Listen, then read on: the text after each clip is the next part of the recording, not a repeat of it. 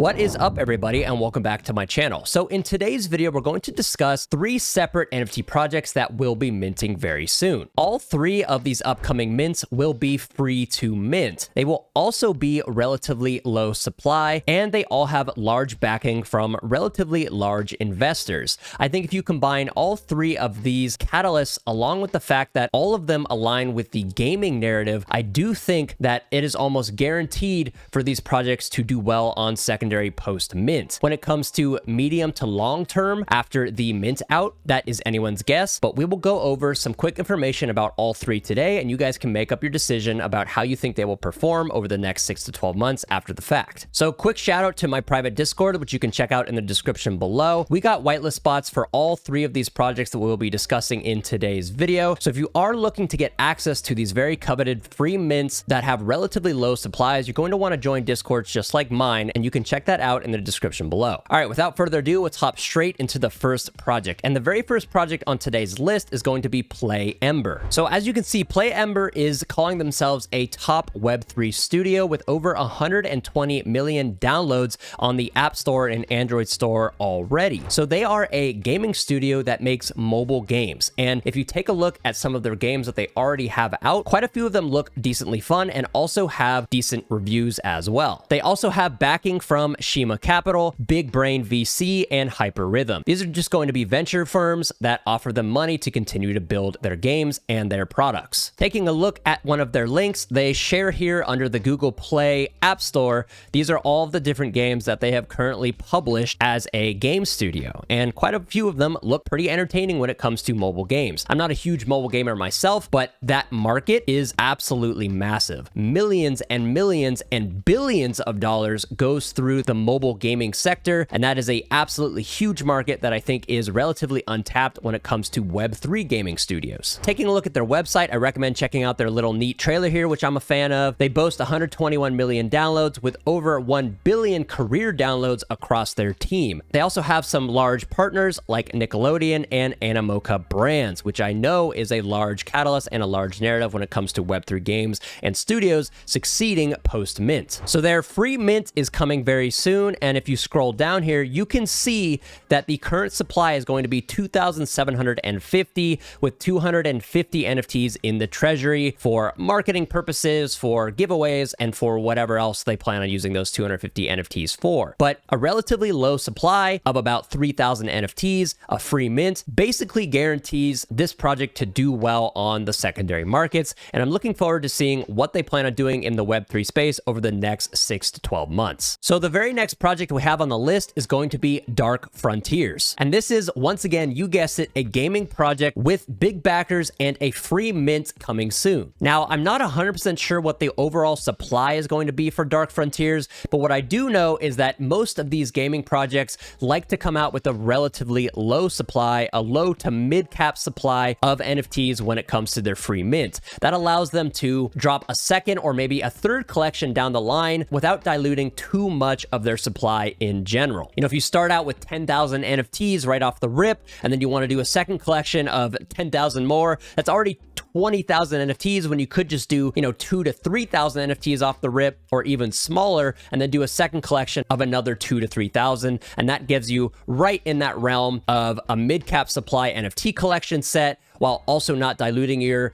overall collection size across the entire ecosystem to too big of a number. So Dark Frontiers Twitter page, as you can see, it's a survival MMORPG by GameStarter. And this is going to be a launch pad and a game development studio and NFT marketplace for games powered by the game token. As you can see, they have large backers, one being Immutable X, which is a giant Web3 gaming marketplace and studio. And so that's really great to see. And also Shima Capital, which also happens to back Play Ember as well. So if you are looking to get a potential guaranteed spot for Dark Frontiers, you can check out this Twitter link, which they have here, which is a active giveaway, which they are running. Once again, my Discord was given whitelist spots for Play Ember and Dark Frontiers, both of these projects that we have talked about today. And usually how that works is they give us a combination of guaranteed whitelist spots and also a mix of first come, first serve spots as well. So Dark Frontiers is obviously going to be an MMORPG, some sort of space game, and it's going to have its own native token as well. And that ticker is going to be Dark. And the utility that Dark is going to have is it's going to be integrated into the entire Dark Frontiers ecosystem. So Dark will be necessary for all activities related to NFTs, such as crafting, upgrading, and merging. They go on to say that all items from spacesuits and resource gathering equipment to various weapons and spaceships in Dark Frontiers will be NFTs. So that is going to be pretty exciting, and I think a lot of games are going to go that route to where not only do they have some sort of Genesis free mint like this Dark Frontiers mint or the Play Ember mint,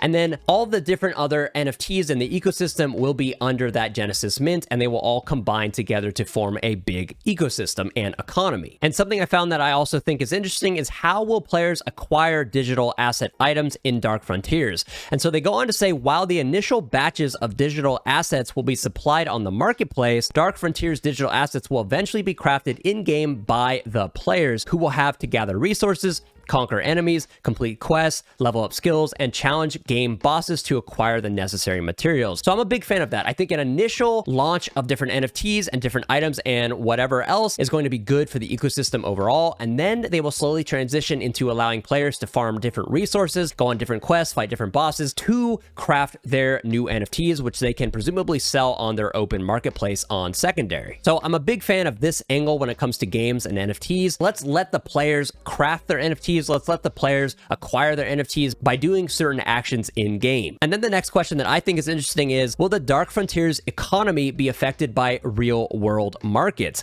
And they go on to say, yes, the Dark Frontiers economy will be tied to real world token values, trading volumes, and active player base. This will allow for flexibility and adjustability based on market conditions, but also means that changes in real world markets can impact the in-game economy. So what they're essentially saying is your NFTs are going to go up and down in value based off of how well Dark Frontiers does, how well the token does, and how well the overall game does, and the macro economy in the world does as well. So I believe Dark Frontiers will be minting within the next couple months, but their free mint is going to happen relatively soon, so be on the lookout for that. I do think it will jumpstart the ecosystem, and hopefully these games succeed in the long run. All right, so the last project in today's video is going to be Storm Warfare, and this is going to be an interesting game because, once again, they're coming out with a free mint, very low supply, with relatively large backers like Seedify. They are actually incubated by Seedify. So taking a look at their Twitter page, we present to you the world's first true dynamic NFT. A free mint of 1,000 Genesis commanders will mint relatively soon, and the utilities will be a token airdrop, card drops, dynamic evolving appearance, and ascending rank. Some exciting things coming for the Storm Warfare ecosystem and their 1,000 supply free mint Genesis NFT coming soon. So their website actually shows quite a bit of gameplay, which I love to see, and it looks like these